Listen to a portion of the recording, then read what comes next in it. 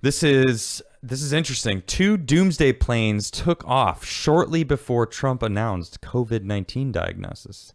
So this happened it was Thursday night, Friday morning. It was like 1 a.m., I believe, is when he tweeted out. It was late. It was late Thursday night. So let's read about this. This is interesting. Shortly before news broke that President Trump tested positive for COVID-19, the U.S. Navy's doomsday planes launched on both American coasts. The planes, both E-6B Mercuries, are among the fleet of 16 the Pentagon has and operate as nuclear command posts. Nuclear, by the way. Someone was making fun of me about the way I said it, but the four-engine planes are modified versions of the Boeing 707 airliner and carry special communication systems and crews that can command the Navy's Ohio-class nuclear ballistic missile submarines. Wow. One plane is often airborne at any given time, and while it's not unheard of for two to be in the air at the same time, the timing of Friday's twin sorties raised an eyebrow. But the flights had nothing to do with Trump's diagnosis. Well, so they're telling us, right? I mean, right? They're telling us that. I can confirm these flights were pre-planned missions, Karen Singer, a U.S. Strategic Command spokesperson, told CNN.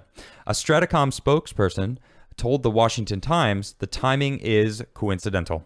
Forbes reported in an atomic war, the E-6s would relay orders to the Ohio boomers, helping the boat's crew to target enemy cities and military bases with nuclear-tipped Trident submarine-launched ballistic missiles, or SLBMs. It could be no accident that E-6s were airborne over both coasts in the minutes before Trump's announcement that he was infected, tweeted Tim Hogan, an American open-source intelligence practitioner. I would expect them to pop up if he tested positive. Hogan, who tracks such flights, tweeted just after midnight that the aircraft could be seen off both coasts. There's an E-6B Mercury off the East Coast near D.C. I looked because I would expect them to pop up if he tests positive. It's a message to the small group of adversaries with SLBMs and ICBMs. I 100% agree. This is not a coincidence. Think about what happened, right? The president of the United States of America, take Trump out of the equation. The president of the United States is diagnosed with COVID-19, the pandemic that's running across the world right now, causing fear and havoc amongst populations everywhere. The president falls ill. Adversaries go, this is our chance. This is our chance to take advantage of a situation. Who knows? Maybe they want to take advantage of our weakness, see it as a sign of weakness that our president is incapacitated in a hospital. Granted, he was working and he was fine, and we didn't have to have that. But a coincidence? No, it's not a coincidence. Those were just in case. Those were there just in case someone said, pull the trigger right now. It's go time because we got to take advantage of this. We don't know what his exact situation is. He's not in the White House. He's in a different location. He's at Walter Reed. This is the perfect time. Go, go, go. That's what they were there for. Don't tell me that this was a coincidence. No. I don't believe it. I don't believe it. And they continue to talk about it, but it's interesting. But I don't think it was that big of a deal. I mean, I think they were just like, no, we're good. Don't worry about it. Don't look at our warships just because we don't really want to call attention to them. That's what I'm thinking it was. But anyway, on to the better news about it, right? This is from Breitbart. White House physician says Donald Trump has COVID-19 antibodies. Boom! He's got them antibodies. His body's working and beating the COVID-19, right? And he's in his 70s. He's in the window of you got to be careful. 65 plus is most of the deaths. I think it was like 65%, or maybe even more, actually. I'm not sure exactly what the number was. But if you're 65 or older, then, you got to be careful. But if you're younger than 65, you're good. You're good. It's not that bad. The death rates are ridiculous. Actually, I have, let me see if I can pull this up real quick.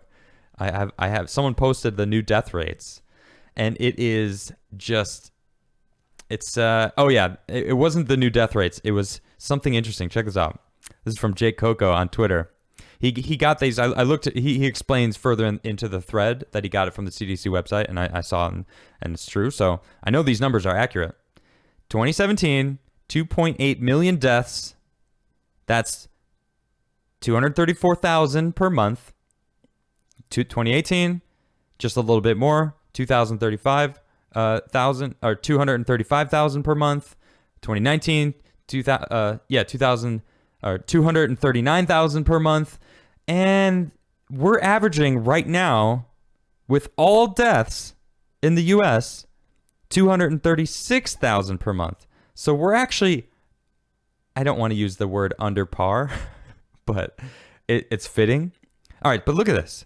So look, we're under par for total U.S. deaths in the year.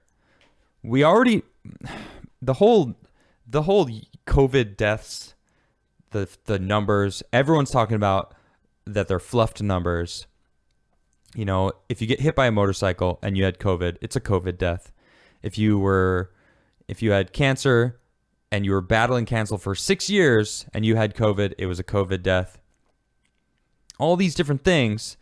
And then you think about all the different people, like all the governors that are actually being investigated right now because they were putting people into old people's homes and getting people killed because of it.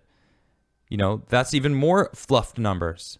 So if all those things didn't happen that way, we'd probably be even more under par because we're not out and about, we're not driving, we're not, doing whatever. But it shows right here, we're way under. I mean, all right, the second half of this tweet is a little, I guess you can't see it. That's okay. Maybe that's for the better. It's up to you to decide, though, really. It's up for us we the people. Stop telling us. I don't mind wearing a mask when I go into a store, but I'll tell you what, though. I think I would be fine if I got COVID. I honestly kind of suspected that I did have it. In February, I was rather sick. When I first started the show on Timcast IRL, I had this crazy cough, and I had a fever for a while, and I haven't been sick in years. I had a shortness of breath. I was hacking up stuff, and I turned out fine. It felt like I had a crazy bad flu for like a week. I think that's what it was. Now, I don't know for a fact, but I'm pretty sure, because then all of a sudden this COVID stuff hit, and, I'm like, oh man, maybe I did have it. I don't know. So we'll see. But anyway, it's good to know that the president seems to be doing really well. He looks a little bit tired, which makes sense because I don't think COVID isn't real. I think it is very real. It is a novel virus. Is it as bad as they claim? I don't think so. Do we need to shut down the economy? No. Should we open it? Yes. Should schools be open? Absolutely, they should be open because kids are fine. They can battle it. Young adults, young human beings their cells are constantly being rebuilt and regenerating, and their bodies are, they're increasing. They're strong. They can beat these kind of things. When you stop going outside, you stop that whole system. And then once you get COVID, it's even worse for you. We need to be out. There's millions of viruses living on us. Everyone, every single human, we're covered in bacteria. We're kind of gross if you knew about it, but we're used to it, and our bodies fight it off. The older you get, the harder it is for your body to fight it off. And once you get into the 70s, 80s, 90s range, then it's, you're very susceptible to it. So anyway, check this out. This is kind of fun. I don't know if you saw this. This is in outside Hollywood or outside LA. Someone put up a massive Trump Hollywood-esque sign. Hilarious. And then, of course, California bureaucrats knocked down a giant Trump sign on private property, claimed it was a safety hazard. Are you kidding me? A safety hazard? Why? Because people looked at it? What about billboards? What about the Hollywood sign? Yeah, billboards. I saw that and I just started laughing. I'm like, what are billboards? Aren't billboards the same exact thing? There's I lived in LA for a little bit, like I don't know, here and there. I used to live there, and it's like, I mean, they had what is it? They had, I don't know, strip club thing, posters up on the side of the highway, and it's like, how is that not any more distracting than simply a big huge giant Trump sign? Oh, because people probably want to take pictures of it and whatnot. It's like, it's the same thing. It's the same thing.